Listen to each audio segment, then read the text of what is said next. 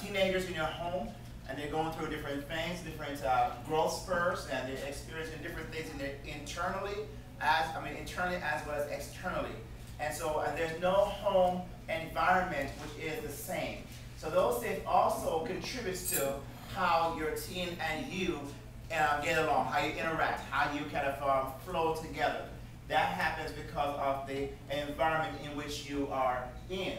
Also, what happens is you have a conflict most times because of the fact that most of us have a cultural background that is so different than the culture that we're raising our teenagers in, and so that becomes a tension, a conflict many times in the relationship. And so we want to see how can we then address those things, how can we kind of fix those things or identify those things and then be able to find a comfortable solution or a compromise where we can both together with our teenagers walk through this process of, I call it the minefield of teenagehood, because there's a lot of minefield that can go over at any time, and those teenagers who are not seeing those minefields, you as a parent, most times you have seen the minefields because you've experienced them, you know where they are, but your teenager does not see and they can't identify those, and when you try to show them those minefields, they just like ignore that and then walk right into it and they get blown up, limbs are taken off, or they could experience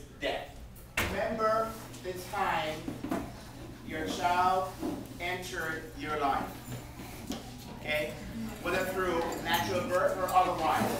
Okay? Think about, don't say anything yet. Think about the time when your child entered your life, parents, okay? Visualize that moment. And what I want you to do at this time is I want you to tell your teen or teens what that was like for you. And here is what I want you to do. I want you to tell them what that was like for you, the adjustments you had to make or adjustments you had to make, the concerns you may have had at that time, and your protection, how you try to protect that child.